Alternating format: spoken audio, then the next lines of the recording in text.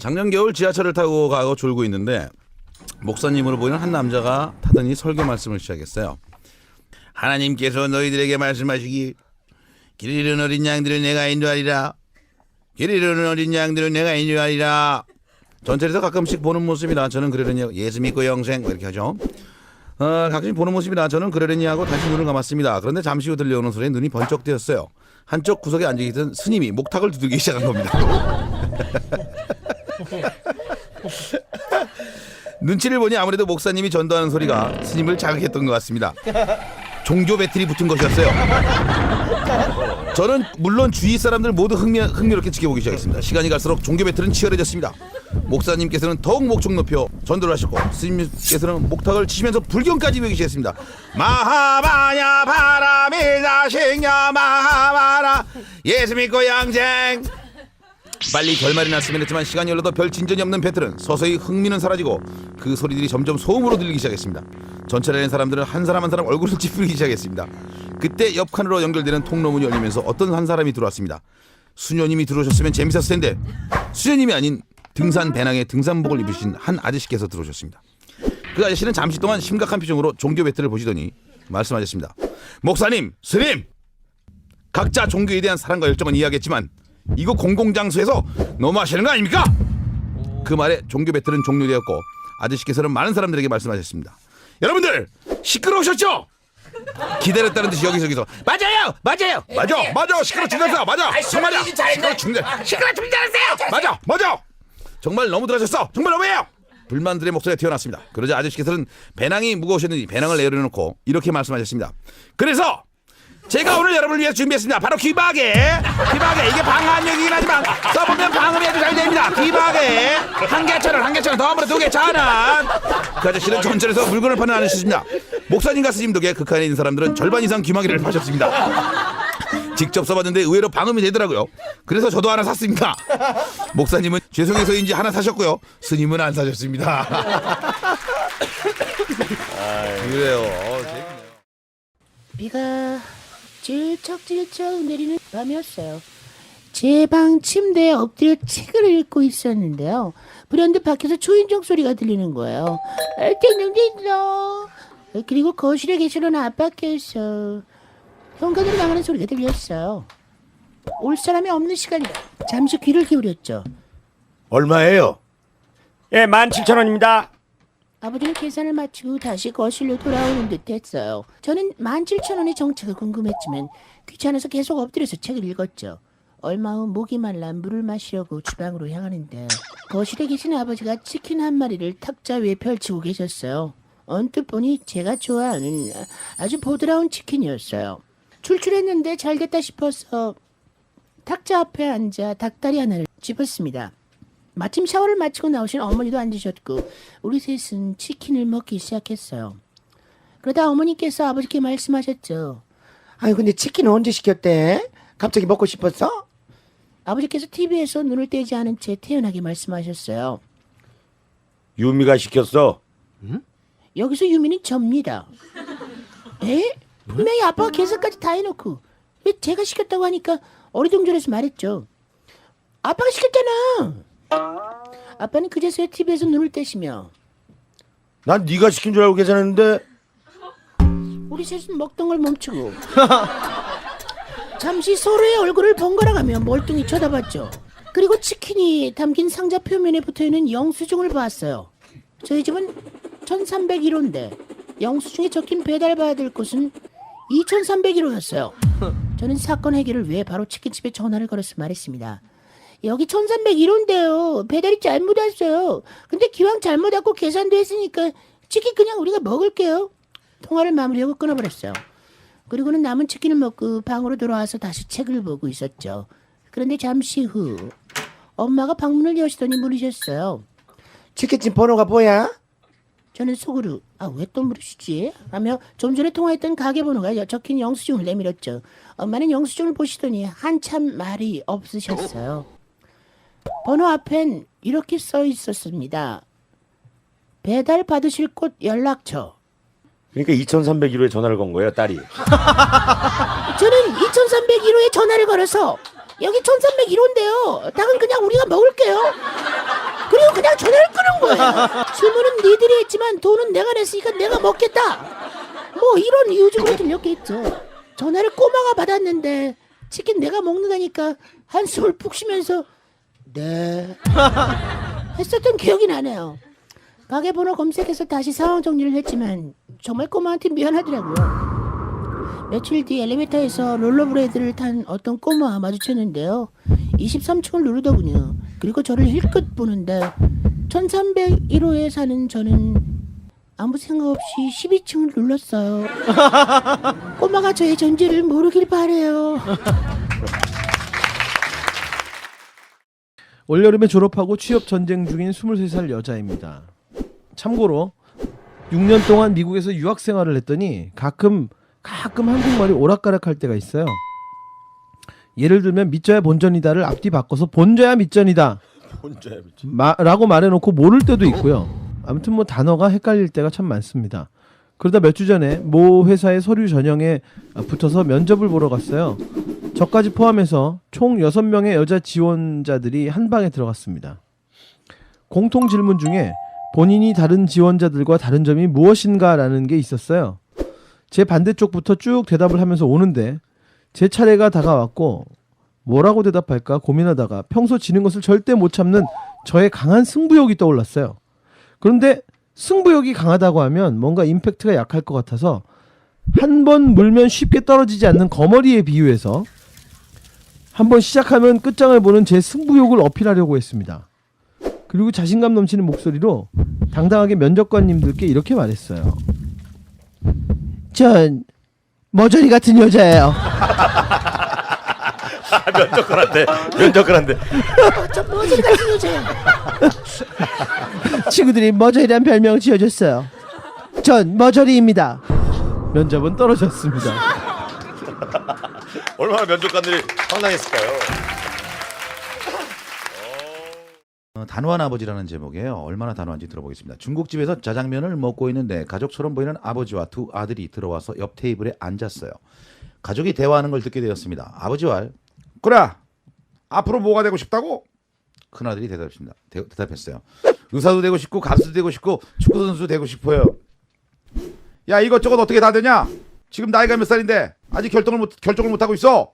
그 중에서 제일 땡기는 거 한 가지 선택해봐. 단호한 아버지였어요. 이번엔 작은 아들에게 그래, 넌 결정 못 했다고? 저는 민숙이도 좋고 정미도 좋아해요. 민숙이는 예쁘고 애교가 많아서 좋고 정미는 마음이 따뜻하고 잘 웃어서 좋아해요. 제 여친을 한 명으로 결정해야 되는데 누굴 선택해야 될지 모르겠어요. 양다리는 절대 안 돼. 이래서 좋고 저래서 좋고 눈에 불 탄 듯 술에 술 탄 듯 그러면 안 돼. 단호하게 결정을 해야지. 아무리 그래도 조금이라도 더 마음이 가는 자가 있을 거 아니야. 한 명을 결정해 임마. 역시 아버지는 단호하셨어요. 그때 식당 점원이 물을 갖고 오면서 물었어요. 뭐 드시겠어요? 아버지 말. 짬짜면 3개요.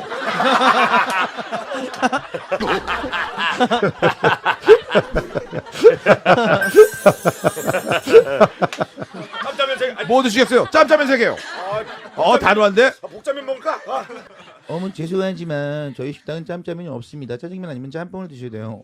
아버지는 소리쳤어요. 아니, 짜장면도 먹고 싶고 짬뽕도 먹고 싶은 사람은 어떡하라고 짬짜면이 없어요? 웬만한 중국집은 다 있는데 없다니까 황당하네. 얘들아 나가자. 단호하게 나가자. 나가. 그러면서 두 아들을 데리고 중국집을 나가셨어요. 저는 짜장면 먹다가 웃겨 죽는 줄 알았어요. 대학 시절 친구 박양과 저는 초밥집 홍보 도우미 알바를 하게 되었어요. 사장님께서는 오픈 기념으로 큰맘 먹고 제작했다며 저희에게 대형 초밥 탈을 주셨습니다. 사장님께서는 나름 노하우라며 우리에게 알려주신 말이 있었어요. 바로 사람들이 와서 말을 걸어도 절대 대꾸하지 말라는 거예요. 그냥 몸으로 제스처로만 표현을 하지 절대 탈을 쓴 채 말을 하지 마. 말대꾸를 한번 해주기 시작하면 계속 말을 걸어. 아주 옆에서 귀찮아 죽어.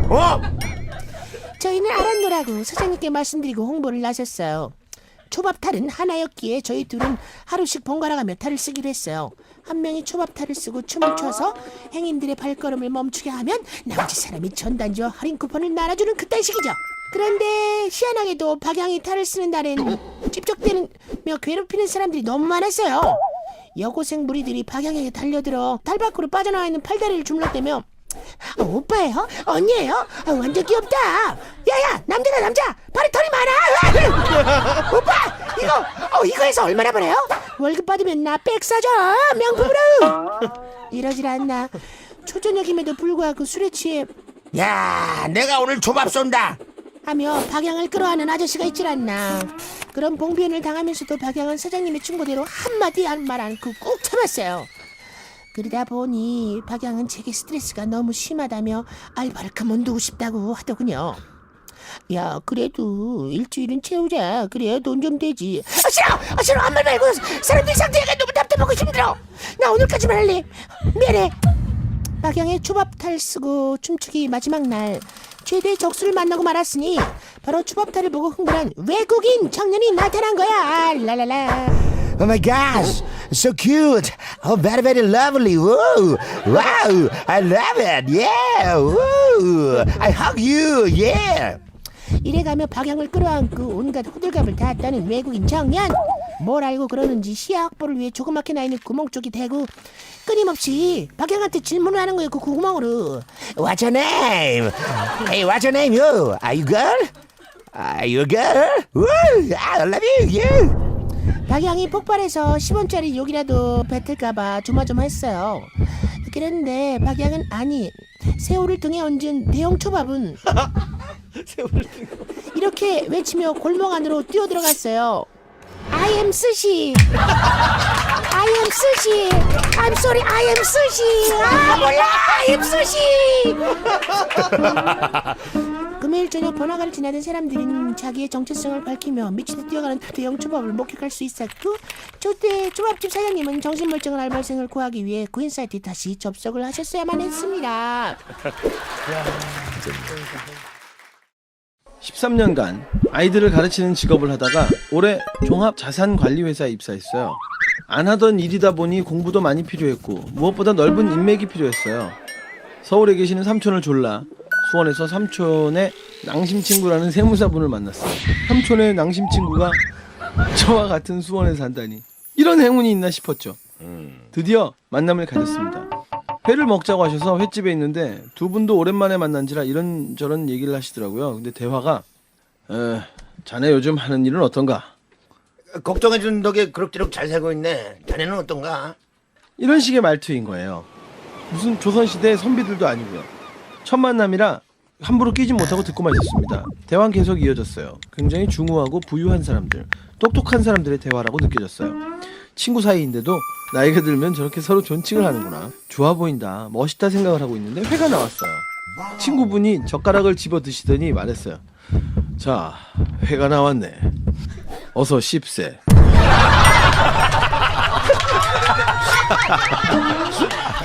무슨 조선시대 사람입니까? 너무 극존칭을 하셨네요. 좀 의가 들어갔어야 되는데 네. 얼른 씹으세 뭐 이렇게 돼야 되는데 의를 빼먹었네. 나와 처제는 4살 차이로 처음 처제가 나를 본 날 쑥스러워서 말을 꺼내지도 못했다. 하지만 처제의 그 눈빛, 나를 쳐다보던 그 눈빛은 잊을 수가 없다. 나도 솔직히 말해 처제를 처음 봤을 때 얼어붙었다. 그녀는 지금 아내만 아니었으면 사귀고 싶은 생각이 들 정도로 매력 있는 여자다. 하지만 우리는 이루어질 수 없는 사이. 그녀는 내 아내의 동생이고 나는 그녀의 언니의 남편이기에 며칠 전 아내가 창고에서 처제의 일기장을 발견했다고 한다. 나를 처음 봤을 때 내용이 적혀 있었는데 아내는 내용을 확인하고 마음을 추스르느라 정말 힘들었다고 했다. 아, 도대체 얼마나 힘들었을까. 아내는 틈나면 작은 방에 들어가서 그 일기를 읽는다고 한다. 오늘도 작은 방에서 집사람의 흐느끼는 소리가 들린다. 우는 소린지 웃는 소린지 모를 격한 소리가 들려온다. 너무 답답해서 대체 처제가 무슨 내용을 써놨길래 어느 날 아내가 드디어 그 낡은 일기장을 내게로 가져왔다. 이게 뭐야? 가슴이 저미 온다. 내 동생 일기장. 처제 일기장을 왜? 여기 읽어봐. 당신 처음 본 날 쓴 거야. 아, 이런 거 봐도 되나? 아, 글쎄 한번 봐. 이걸 보여줘야 하는지 한참 고민을 했어. 그래도 당신은 알아야 될 것만 같아서. 남의 일기장을 봐서는 안 된다는 걸 알았지만 마지못해 처제의 일기장을 건네받아 집사람이 펴준 페이지를 봤다. 언니가 어디서 쓰레기를 주워왔다. 미친 진짜 점점점. 어디서 저런 그지 같은 쓰레기를 진짜 미친 점점점.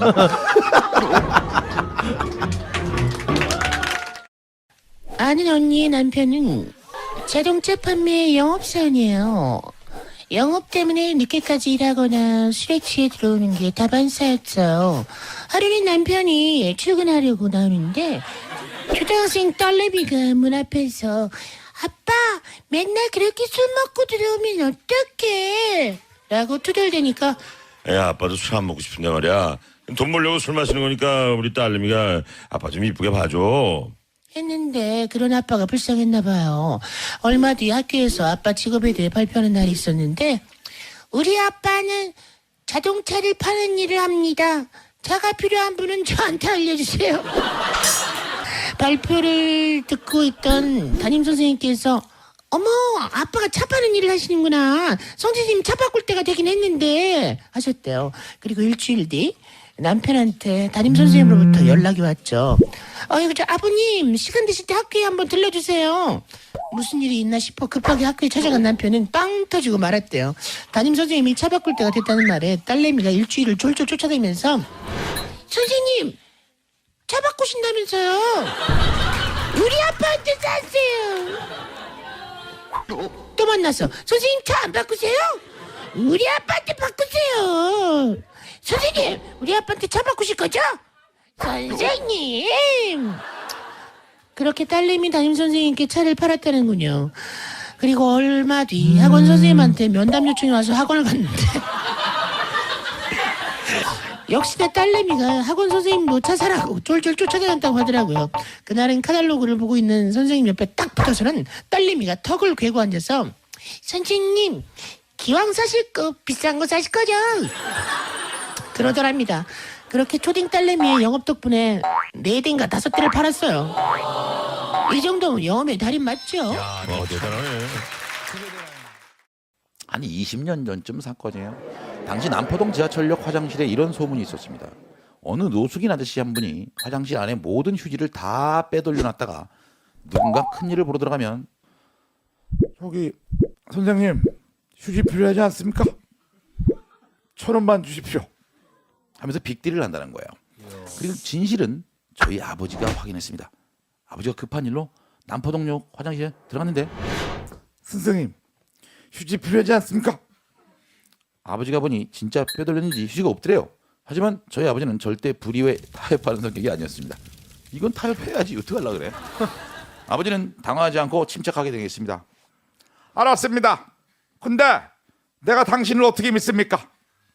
휴지도 없이 거짓말하는 건지 어떻게 믿습니까? 일단 휴지를 먼저 보여주십시오. 확인되면 1,000원을 드리겠습니다. 아버지는 휴지만 먹고 돈을 안 줄 생각이었습니다. 그러나 상대는 만만치 않았어요. 또다시 잠깐의 침묵 후 하나의 손이 들어왔는데 아저씨와 샘플입니다. 그리고 화장지를 딱 한 칸만 주는 거예요. 그러자 아버지는 절대 불의에 타협하는 성격이 아니었습니다. 그 한정을 받고 그걸로 해결을 봤어요. 잠시 후 아버지가 물레를 쫙 소리를 들리자 당황한 아저씨는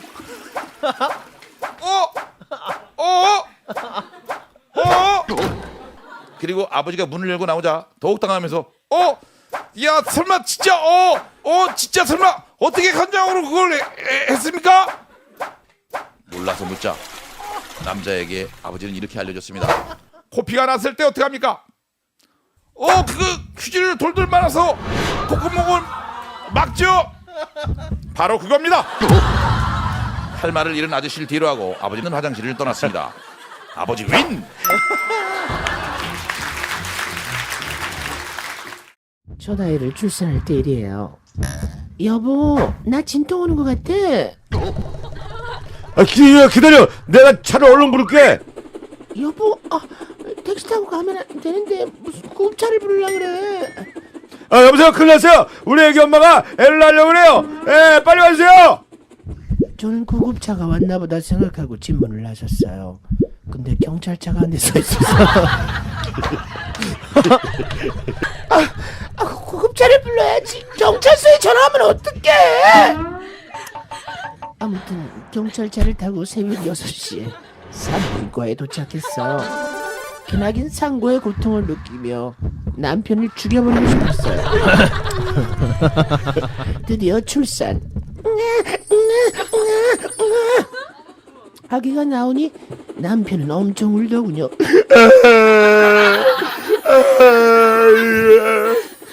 감동적이었나봐요. 저는 이제 한시름 났다 싶었죠. 그 남편분 그만 오시고 이제 퇴출 자르셔야죠. 예, 진정하세요. 여기 가위 있습니다. 감사합니다, 선생님.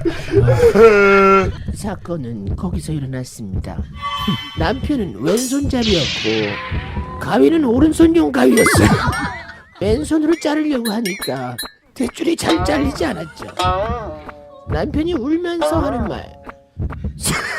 선생님, 곱창이 안 잘려요.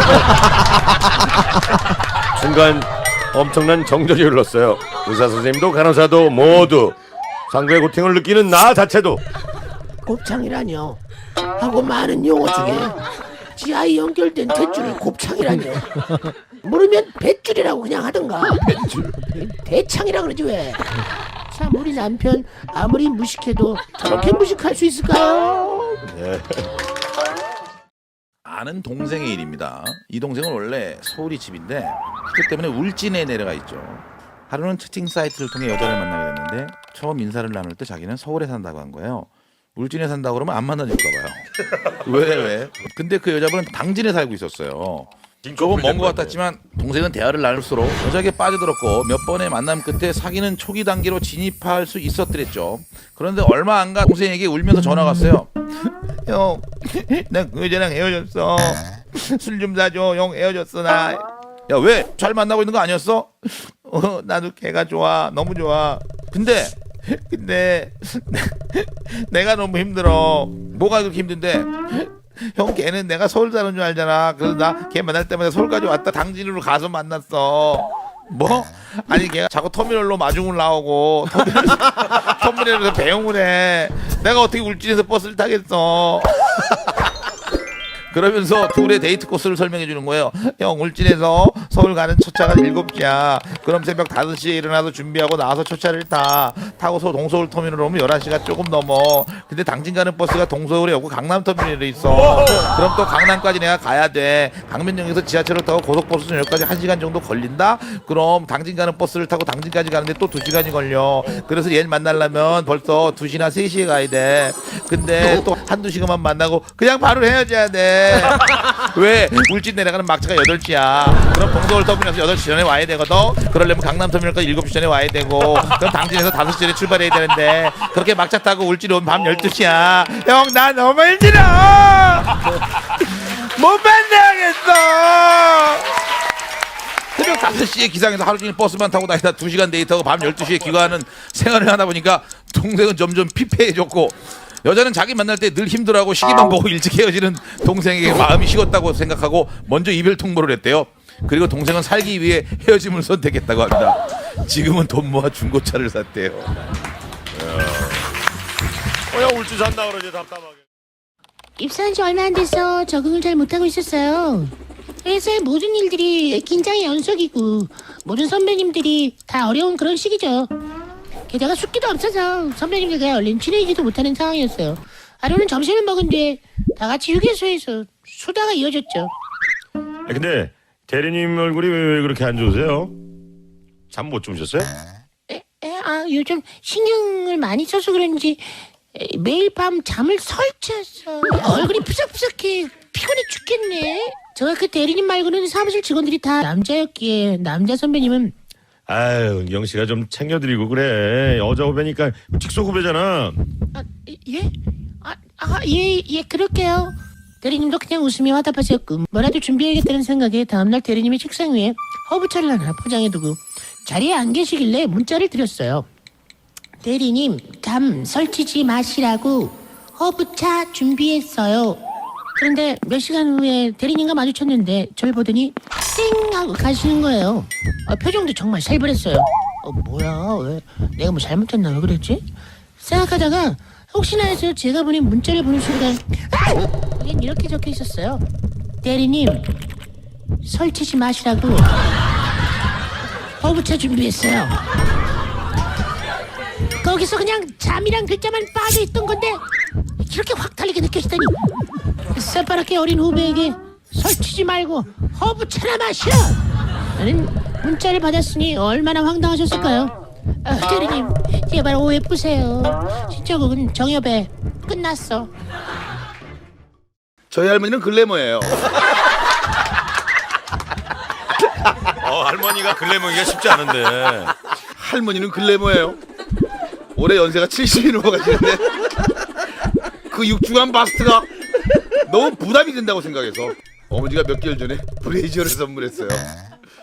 원래 시골에 사시는 할머님들은 브레이저를 안 하시잖아요. 직접 가서 선물을 드려야 했는데 너무 멀어서 어머니는 소포로 붙이고 할머니한테 전화로 사용법을 설명해 줬대요. 근데 얼마 전 할머니께서 전화가 왔대요. 복내야, 이거 브라자가 너무 좋은 것 같아. 하나만 더 보내줘라. 엄마 하나 더 필요하세요? 왜? 너무 많이 써서 이게 다 떨어졌어. 이제 못 써. 어머니는 몇 개월도 안 돼 다 떨어진 브레이즈를 의아했지만 브레이즈를 한 3개를 더 보내드렸대요. 그리고 저번 주 주말에 오랜만에 시간을 내서 시골에 가게 됐대요. 그런데 다 떨어지고 헐어 빠진 브레이즈 2개가 방구석에 있는 거래요. 그건 브레이즈가 아니라 완전 걸레였대요. 할머니 이게 뭐예요? 목이 뭐야, 브라자지.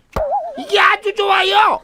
할머니는 아주 흡족한 웃음을 지며 브레이즈를 하나 집어들더니 브레이저를 차시기 시작했대요. 그런데 가슴이 아닌 무릎에 차시더래요. 할머니 뭐 하시는 거예요? 이게 무릎에 차고 걸레질을 하면 무릎이 안 아프고 엄청 좋아요. 이거 봐봐, 뒤에 끝만 잘 묶으면 풀리지도 않아. 아이고 정말 좋다. 할머니는 브레이즈를 청소할 때 무릎 보호대로 사용하고 있던 거예요. 할머니는 오늘도 브레이즈를 차고 걸레질을 하십니다. 그래도 어김없이 퇴근 후 한 잔 약속이 잡혔습니다. 매일 술 먹는다는 얘기죠. 어김없이라는 말에서 느낄 수 있습니다. 하지만 그날은 왠지 컨디션도 별로라서 일찍 집으로 귀가하고 싶어서 기회를 엿보다가 조심스럽게 선배에게 집에 아기가 열이 많이 난다네요. 지하철 끊기 전에 들어가 보겠습니다 하고 일어나 지하철역으로 향했죠. 시계를 보니까 지금 빨리 뛰어가면 막차를 탈 수 있겠더군요. 중간에 환승도 해야 했기에 저는 환승하기 좋은 가장 앞칸으로 이동하기 시작했습니다. 이 안에서 이동하잖아요. 예, 갈아타기 쉬운 대로 이동을 하죠. 같은 생각을 하고 있는 다른 승객들이 줄을 지어 앞칸으로 질서 있게 함께 이동했습니다. 그런데 무릿속에 여고생 4명이 있었는데 그들도 야, 어쩌지? 막차 놓치면 큰일인데. 우리 택시비도 없잖아. 진짜 큰일인데. 야, 그니까 무조건 막 뛰어. 지금 이거 놓치면 집에 못 가. 이런 얘기를 듣자니 괜히 제가 걱정이 또 되더라고요. 저도 어느새 맨 앞칸에 도착했습니다. 열리는 문 앞에 좋은 위치를 확보하기 위해 보이지 않는 신경전이 대단했어요. 긴장감이 최고조에 달한 순간 문이 열리면서 익숙한 안내 방송이 흘러나오기 시작했습니다. 알려드립니다. 잠시 후 7호선 오늘의 마지막 열차가 들어오겠습니다. 한 걸음 뒤로 물러나 주시기 바랍니다. 마라톤 출발을 알리듯이 모두가 뛰기 시작했어요. 정말 정신이 없었습니다. 얼마나 뛰었는지요. 웬만한 사람들은 모두 7호선 객차에 진입하여 다들 거칠게 안도의 한숨을 몰아쉬고 있었어요. 이때였어요. 정면에 아까 봤던 여고생 4시 아직도 저쪽에서 열심히 뛰어오고 있었어요. 순간 모든 사람들 시선이 그들을 향해서 그래 학생들 조금만 더 뛰면 되겠네. 아이고야, 저기 학생들 타야 될 텐데 말이야. 걱정하며 학생들을 응원하고 있는 듯했죠. 하지만 거리상 약 100m가 넘게 남은 상황. 그 상황에서 매정하고 냉정하게 방송이 나왔습니다. 출입문 닫겠습니다. 출입문 닫겠습니다.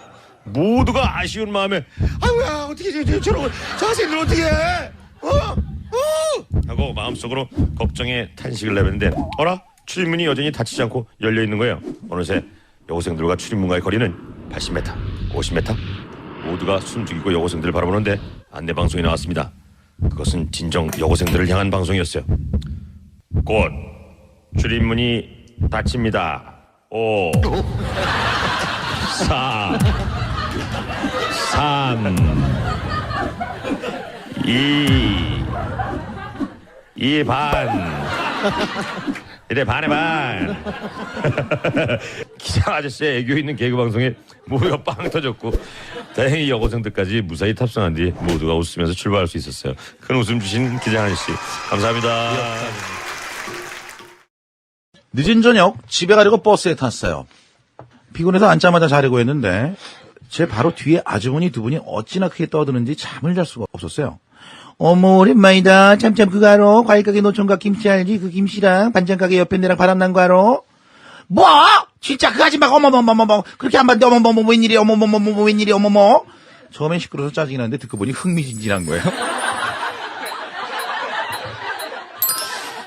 아니 반찬 가게 아저씨 깐깐하고 재수없는 거 알지? 글쎄 그 아저씨가 옆에 애한테 돈을 벌으라고 그렇게 눈치를 줬나 봐. 그러다가 과일 가게에서 사람 구한다고 얼씨구나고 10,000원을 밀어넣어준 거지. 세상에 남편이 돗자리를 깔아줬어. 그렇지 뭐야. 그런데 더 놀라운 게 뭔지 알아? 알고 보니까 그 연애표랑 과일 가게 김씨랑 원래부터 알고 고향 사람이었다는 거야. 어머나 그럼 뭐야 둘이 과거가 뭐 있었는데 그걸 남편이 몰랐던 거야? 그렇지 감쪽같이 일을 하라고 지 마누라를 밀어넣은 거지. 아유 어떡하면 좋니?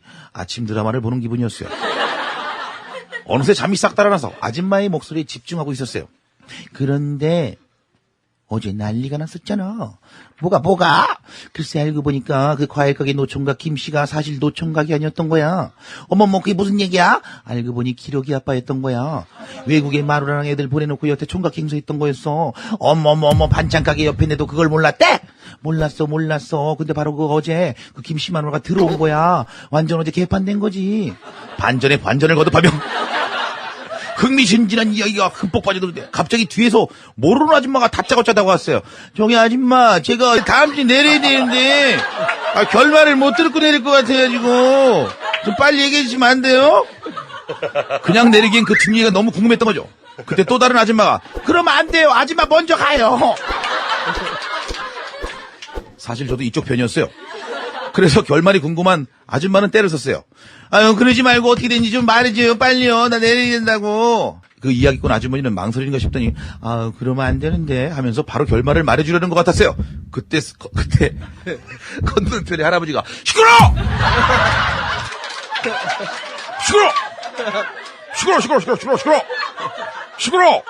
버스 안이 얼마나 시끄러서 할아버지가 소리치나 모두 움찔했죠. 할아버지는 짜증난 목소리로 소리쳤어요. 빨리는 뭔 빨려? 난 내릴 곳이 세정거장 지났어. 내 세정거장 지났는데 듣고 있단 말이야. 그냥 말해주는 대로 쳐들어. 할아버지의 버럭에 재촉하던 아주머니는 작게 궁시렁대며 지사리로 돌아갔어요. 내리지 않고요. 할아버지는 이야기꾼 아주머니께 완전 상냥한 말투로 계속혀. 그래 외국 갔던 김씨 마누라가 돌아온 데까지 했었어. 그 이야기꾼 아주머니 한 분으로 인해 순식간에 버스 안이 드라마 극장으로 변했어요. 그래서 반찬가게 옆에네와 과일가게 김씨 아저씨의 사연은 어떻게 됐냐고요? 뽑아주시면 알려드릴게요. 야, 이거 아주 식스센스인데 극적 반전도 있어요. 야. 제가 고등학교 때 일인데요. 우리 학교 선생님 중에 별명이 빠꼬미가 있었어요. 야자 시간 감독할 때 뒷문만 빠꼬미 열어보는 선생님이라서 그런 별명이 붙었는데요. 빠꼬미 선생님도 성깔이 녹록지는 않으셨죠. 하루는 제 친구가 야자 시간에 만화책을 보고 있었어요. 그런데 마침 그날 빠꼬미 선생님의 감독날이었고 교실 문을 빠꼬미 열어보시는 선생님을 느끼지 못한 그 친구는 딱 걸린 거죠. 만화책을 뺏기고 온갖 사정을 다 해봤지만 소용이 없었습니다. 그렇게 만화책을 뺏겨버린 그 친구는 매우 화가 나서 집에 가서 온갖 짜증을 냈대요. 진짜 빠꼬미 짜증나. 빠꼬미 때문에 진짜 짜증나. 그걸 계속 듣고 있던 친구 어머니는 왜 그러니? 빠꼬미? 그게 뭔데? 뭐 때문에 그래? 하셨고 친구는 엄마에게 만화책 보다가 야자 시간에 걸려서 그렇다는 말은 차마 못하고 그런 게 있어. 좀 짜증나는 선생님이 있어서 그래 라고 얼버무렸답니다. 그러자 친구 어머니는 그 친구가 선생님과의 마찰로 인해서 학교 생활에 어려움이 있는 건 아닌가 걱정을 하신 거죠. 그리고 다음날 청소 시간이 지난 후 교무실 청소 담당 친구들로부터 친구 어머니의 소식을 전해드릴 수가 있었습니다. 한 손에 과일 바구니를 하나 드시고 단정하게 차려입으신 학부모님이 교무실 들어와서는 이렇게 말씀하셨대요. 실례지만 여기 박꼬미 선생님 계십니까?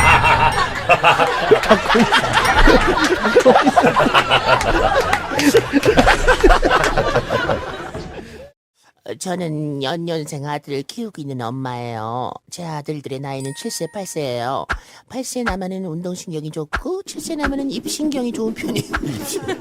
여기 좋은가 보다 입이. 그냥. 일상은 특별할 것 없이 매일 잠들기 직전까지 치고받고 싸우다가 지쳐서 잠드는 형제관계를 형성하고 살고 있는데 어느 날 7세 남아가 도미노 놀이를 한다고 쫑알거리며 거실 한가득 블록을 세워놓기를 여러 번 했죠. 아주 열심히 놀고 있었어요. 땀을 흘리면서 계획한 만큼 다 세우고 이제 도미노 현상의 쾌감을 느끼려는 찰나 팔세나마가 어디선가 축구공으로 드리블하고 어우 위험하다. 도미노 현장에 슛을 쏘기를 수차례 반복했고 칠세는 포효하다가 이내 멍한 얼굴로 저에게 말했습니다. 엄마, 난 언제까지 형이랑 같이 살아야 돼? 글쎄, 대략 10년 정도면 될 것 같아. 그 이후에는 어차피 서로 집에 안 들어올 거야. 이게 뭐야? 맞네. 또 한 번은 7세 남아와 8세 남아가 매일 너무 놀기만 해서 그날은 밀린 학습지를 해결해야 하는 날이었죠. 그렇게 방에 들어가 책상에 앉은 지 15분 정도 지났는데 티격태격 하는 소리가 들렸어요. 역시나 7세 남아가 8세 남아랑 고래고래 언성을 높이면서 싸웠죠. 형은 나쁜 자식이야! 야, 네가 더 나빠. 내 발은 내 마음대로 하는 거야, 이 멍청아! 그럼 왜 나한테 발을 빌려갔어? 그러니까 나한테도 발을 빌려줘야지. 형은 공평하지가 않아. 이제 형아 방에 쓰레기 다 버릴 거야. 좀 이상해갖고 들어가서 중재를 했죠. 이놈 시키들 이제 또 왜 발 가지고 난리들이야 니네? 뭔데? 말해봐. 엄마한테 말해봐. 7세 남아가 고래고래 소리쳤어요. 아니 이거 봐봐 엄마. 12하고 17을 합쳐야 되는데 손이랑 발이 더 필요해서 형아가 빌려줘야지. 근데 안 빌려준대. 듣고 있던 8세 남아도 소리쳤어요. 야, 나도 손으로 내 거 구멍을 해야 하다. 안 혼나는데 내가 내 거 빌려주면 나는 어떻게 하니? 아니, 누가 손 빌려달래? 내가 발가락 빌려달랬잖아. 왜 난 형한테 빌려줬었는데 형은 안 빌려주는 거야? 저는 뒷목을 잡았습니다. 끝으로 7세 남아가 아직 엄마랑 떨어지는 게 익숙하지 않았던 5세쯤에 있었던 일이에요. 어린이집에 데려다주고 그날도 여느 때처럼 돌아서는데 아이가 제 뒤통수에 대고 외쳤어요. 왜 맨날 왜 여기다가 나를 집어넣고 가는 거야?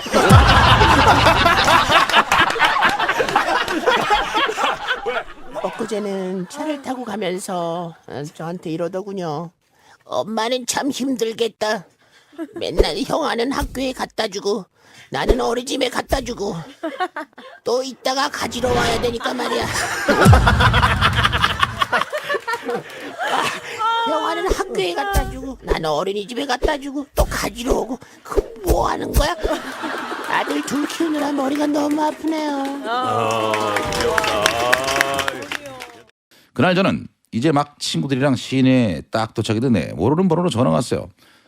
여보세요? 김정빈 씨 맞습니까? 네, 맞습니다. 제가 지금 지갑을 주웠는데요. 잠시만요. 내 지갑! 예, 여기가 컬투사거리 버스 정류장인데 어디시죠?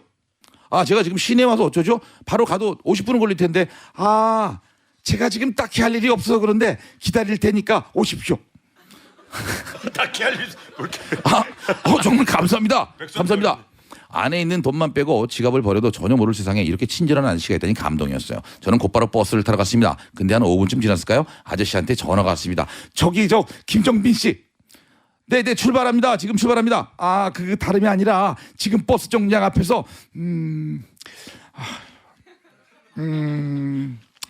저기 붕어빵을 파는데 말입니다. 네, 제가 배가 고파서 그러는데 지금 돈을 안 가지고 나서 저기 붕어빵 1,000원어치만 사 먹으면 안 되겠습니까? 예? 사드세요. 괜찮습니다. 아이고 고맙습니다, 김정빈 씨. 아니에요. 저 지갑도 주워주셨는데 그 정도야 괜찮습니다. 저는 여기서도 감동이었습니다. 준 지갑에 고작 1,000원어치 사 먹겠다고 그걸 누가 일부러 물어보기라도 했다는 게 얼마나 감동입니까? 그냥 빼서 사두면 오도 잘 모를 파네요. 그리고 다시 한 5분쯤 지났을까요? 전화가 또 왔습니다. 저기 김정빈 씨. 네. 붕어빵 맛있게 드셨나요? 네. 그 붕어빵을 맛있게 먹었는데 목이 메입니다. 제가 혹시 슈퍼에서 음료수 한 캔만 사 먹어도 되겠습니까? 예, 그럼요.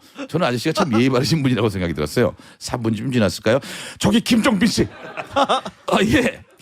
이거 제가 담배가 떨어진 줄 모르고 밖에서 기다리다가 좀 입이 심심해서 어떻게 담배 한 갑만 좀 사면 안 되겠습니까? 괜찮습니다. 뭐 기다리시면서 담배는 피셔 이제 사세요. 여기서부터 약간 좀 그랬어요. 그래도 지갑에 있는 돈은 다 안 빼가고 이렇게 물어봐 주는 것만도 고맙게 생각하자고 마음 먹었죠. 한 10분쯤 지났을까요? 저기 김정빈 씨. 어디쯤 오셨습니까? 아, 네, 지금 열심히 가고 있습니다. 30분 정도 걸릴 것 같아요. 아, 그러시구나. 30분이구나. 30분이면 아유 참. 아, 이게 제가 국밥 한 그릇은 먹을 수 있을 시간인데. 네? 뭐라고요? 여기 저 청주장 바로 건너에 그 컬투국밥집이 있네요. 가십니까? 아, 이게 국밥 드시고 싶으세요 혹시요? 아니 뭐 꼭 그냥 뭐 30분 기다리는 동안에 국밥 한 그릇 하면 참 괜찮을 것 같다 그런 생각이 드는 거지 꼭 그런 거는 아닌데 내가 좀 배도 고프기도 하고 아예 그럼 드세요. 아이고 고맙습니다 김정빈 씨. 근데 괜찮으면 반주로 소주 한 병 먹으면 안 되겠습니까? 한 번에 얘기하시지. 예, 그래서 고맙습니다 김정빈 씨 고맙습니다. 이제 이 아저씨가 그냥 마냥 감사하지만은 않았어요. 전화를 끊고 이성적으로 생각해보니까 진짜 이상한 아저씨였던 거예요. 돈만 빼가고 마는 게 아니라 그냥 지갑을 돌려주는 건 참 고마운데 분명 고마운데 이상하게 고맙지 않은 느낌이 드는 거예요. 그리고 드디어 버스가 거의 도착했을 때 결정타가 왔습니다. 이번엔 전화가 아니었습니다. 문자예요. 띵동. 땡땡국밥집 9,000원 결제되었습니다. 이 아저씨가 카드를 긁은 거예요. 곧 버스가 도착하고 내리자마자 저는 한눈에 알아보았습니다. 좀 꾀재재한 복장의 한 아저씨가 한 분이 먹다 남은 소주 한 병을 가슴에 품고 버스만 쳐다보고 있었습니다. 제가 내리니까 김정빈 씨? 네, 예, 접니다. 아, 여기 지갑입니다. 아, 정말 감사합니다. 근데 이 아저씨는 정말 좋은 사람이 분명했습니다. 왜냐면 저 여기 붕어빵 하나 남은 건데 맛있더군요. 자 드세요. 예, 감사합니다. 그걸 다 안 먹고 한 마리 남겨서 저를 준 배려심 감동이었습니다. 저는 허리를 숙여서 감사드리고 다시 시내로 나가며 붕어빵을 만나게 먹었습니다. 버스에 앉아 지갑을 열어보니 1,000원짜리 4장과 100원짜리 4개가 들어있었습니다. 아저씨 감사했습니다. 부족해갖고 카드 긁었구나.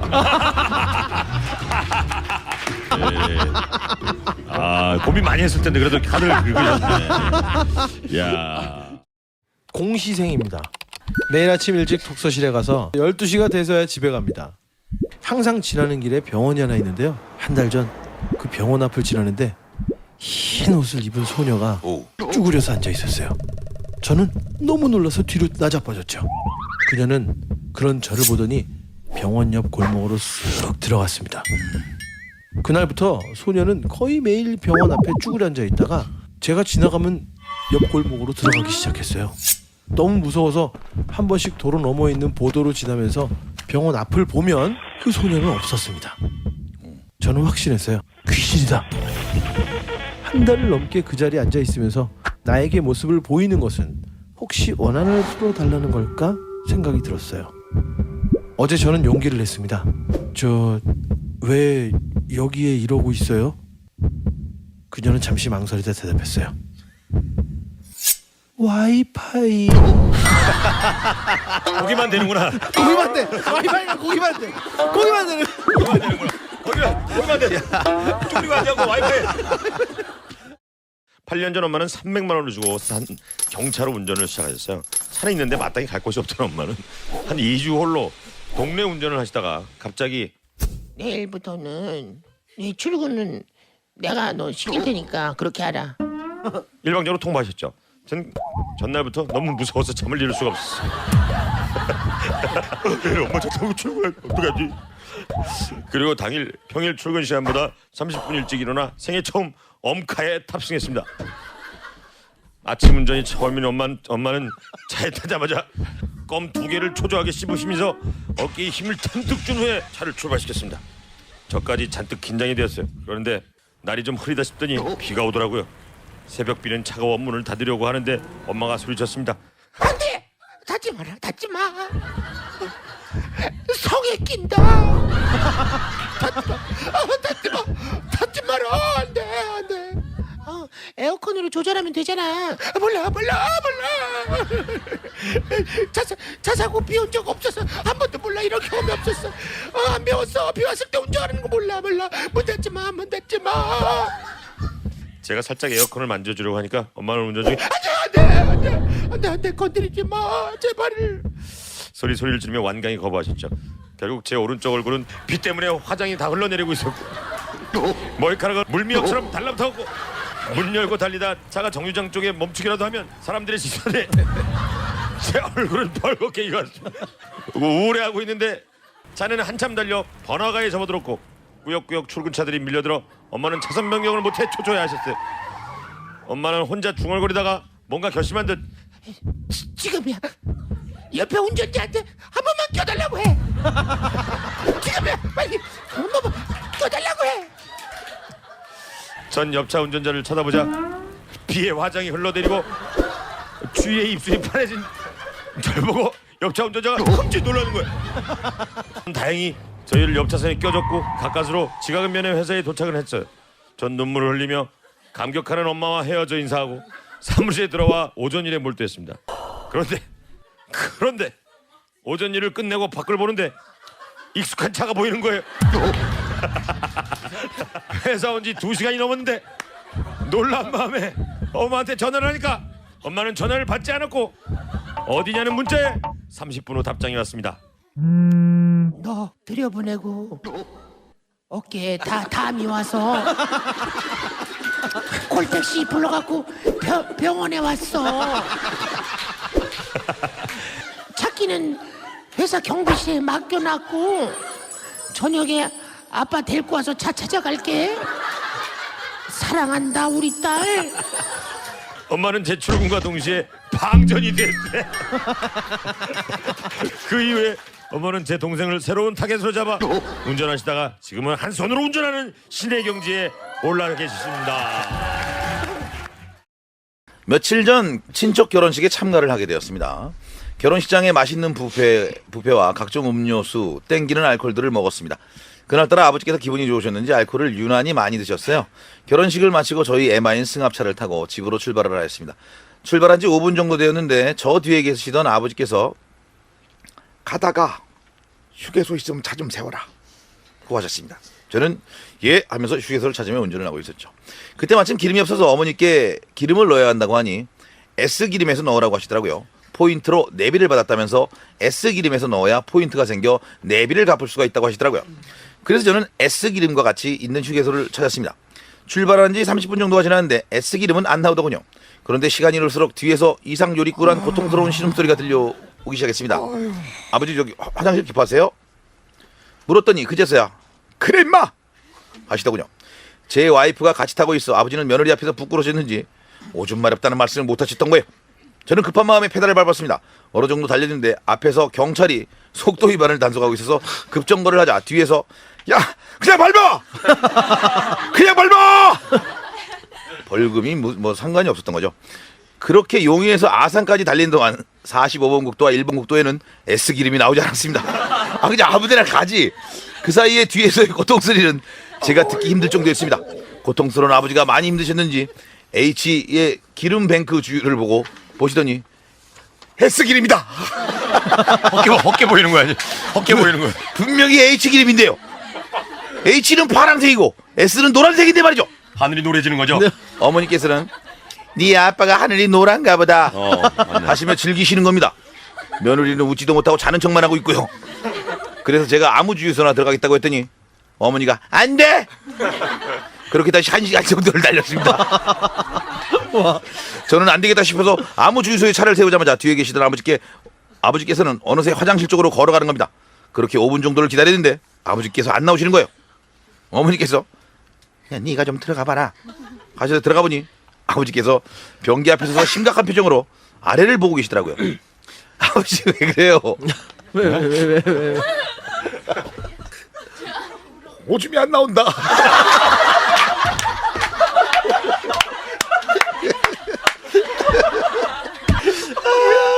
뭔지 알죠? 너무 좀 안 나오죠. 예. 눈물 나. 그래서 저는 아버지 옆에서 이건 병나신 거 아닙니까? 아버지 옆에서 이렇게 얘기했대요.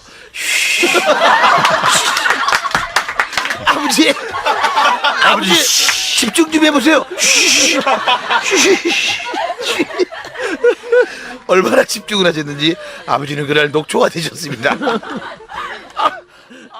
항상 일정한 오후 시간대에 지하철을 이용하는 직장인입니다. 어느 날 지하철에서 물건 파는 아저씨가 고무 튜브식 베개를 들고 나와 장사를 하셨어요. 예, 이 물건으로 말씀드리고 하자면 계곡 또는 야영을 할 때 참으로 유용하면서 어디서든 쉽게 공기를 불어넣어 편하게 사용하실 수 있습니다. 한참을 설명해도 사람들이 반응이 없자 아저씨는 안 되겠는지 한마디 큰 소리로 호통을 치셨습니다. 계곡 가서 돌 베고 잘 거야! 아! 사람들 깜짝 무슨 소리야? 야, 씨 웃긴 아저씨네. 아저씨 카리스마에 돈을 내밀어서 다들 아유, 돈을 다 내밀었어요. 저는 너무 인상이 깊어 그 아저씨를 기억하게 됐어요. 며칠 후 다시 그 아저씨가 지하철에서 물건을 팔고 계셨습니다. 이번엔 품목을 받고 무지개 색깔 우산이었습니다. 이번에도 설명을 차분히 하시죠. 이 우산으로 말씀드릴 것 같으면 발주노 저 파란보 컬러풀한 색상으로서 우산도 이거 패션 아니겠습니까? 요새는 이 컬러가 대세죠. 그렇습니다. 역시 사람들이 관심이 없자 설마 했는데 아저씨는 또 어떤 걸 치셨어요? 누가 요즘에 깜짝 우산 써? 사람들이 또 깜짝 놀라서 우산을 샀어요. 아이, 그렇긴 하죠. 예. 아저씨의 영업 방식이 마음에 들더군요. 다음 날부터 아저씨가 막 기다리셨어요. 만나고 싶었어요. 그리고 며칠 후 아저씨는 반창고 세트를 들고 나. 야 이거 뭐 저는 속으로 생각했죠. 아, 저거는 정말 멘트 칠 게 없겠다. 그렇죠. 그리고 그 아저씨에게 집중하기 시작했어요. 아저씨는 역시나 반창고 상품의 장점에 대해 차분하게 설명하기 시작했죠. 근데 계속 설명만 길게 하시더라고요. 역시나 이건 칠 게 없어. 호통 칠 게 없지 하면 바로 그때 예고하고 다쳐! 피는 잘 멈추지 않아! 언제까지 침 바를 거야? 사람들은 고개를 끄덕이면서 반창고를 샀어요. 호통 아저씨는 지하철의 판매왕이 되셨습니다. 세상은 언제나 저에게 등을 돌렸습니다. 60점 만점인 자격증 시험을 2번 다 59점으로 불합격. 로또 2등에 당첨된 종이를 바지 주머니 속에 넣어 세탁기로 돌려버린 일. 잠결에 받은 기억도 안 나는 여자친구와 전화통화 후 일어나서 확인한 문자에 여자친구의 헤어지자는 일방적인 통보. 하나 열고 욕을 했다고 함. 근데 전혀 기억이 안 남. 새로 산 터치 핸드폰 일주일 만에 뒷주머니에 넣고 타이트한 청바지 입고 의자에 앉아 액정 깨진 일. 2년 약정으로 1년 6개월째 핸드폰값 납부 중 등등 지질이 운이라고는 찾아볼 수 없는 인생을 살고 있습니다. 계속된 우울한 일로 인해 홀로 방에 틀에 박혀 지내던 어느 날 어머니의 짜증 섞인 잔소리에 인해 무작정 밖으로 나왔습니다. 저는 마음을 경건하게 하기 위해 등산을 가기로 하고 모악산으로 향했습니다. 산을 올라가기 전 주머니를 뒤져보니 2,000원이 있었어요. 저는 출출함을 대비해 쪼꼬바 하나와 영양제 하나를 산 후 산을 오르기 시작했습니다. 파릇파릇한 나뭇잎을 보니 마음이 한결 편해진 것 같아 기분이 좋아졌습니다.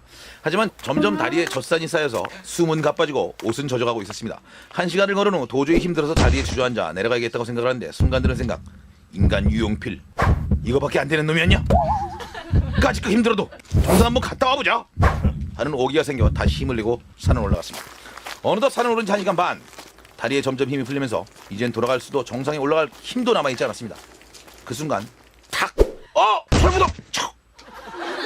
전 돌부리에 다리가 얼려 넘어졌고 오른손에 뭔가 뜨끈뜨끈한 느낌이 나서 보니 싼지 8분 45초쯤 되어버린 개똥과 제 오른손이 한 몸이 되어 있었습니다.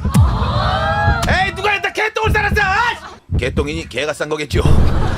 몸은 지칠 대로 지치고 옷은 이미 땀에 비 맞은 듯 젖어 있고 되는 일은 없는 저에게 역시 세상은 등을 돌렸다고 생각하고 산을 내려가는 순간 문득 이런 생각이 들어왔습니다. 개도 올라와서 여기에 똥을 쌀 힘이 있는데 나는 무엇이란 말인가? 개만도 못한 인간이란 말인가? 그때부터 저는 예전의 유형필이 아니었습니다. 그래, 나도 할 수 있어. 저 개보다 더 높은 곳까지 올라가서 똥을 싸고 내려오자. 저는 주변에 나뭇잎으로 허치고 손을 닦은 뒤 다시 산을 오르기 시작했습니다. 20분, 30분, 1시간 정확히 산을 오른 뒤 2시간 30분 후 정상에 도착하게 됐습니다. 정상의 상쾌한 공기는 답답한 제 마음을 뻥 뚫리게 했습니다. 정상에는 20여 명의 산악인이 있었습니다. 그렇습니다. 그날 저는 사람들이 없는 곳을 찾아 똥을 싸고 내려왔습니다. 그 후 저는 지금 다른 사람이 되었습니다.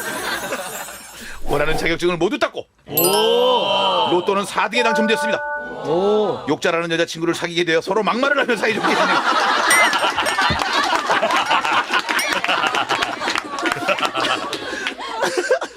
핸드폰은 경품에 당첨돼서 터치폰을 사용하고 있습니다. 인생살이가 요즘처럼 재밌은 적은 없습니다. 제 인생은 180도 변화시킨 그 똥개의 똥에 감사의 말을 전하고 싶습니다. 진보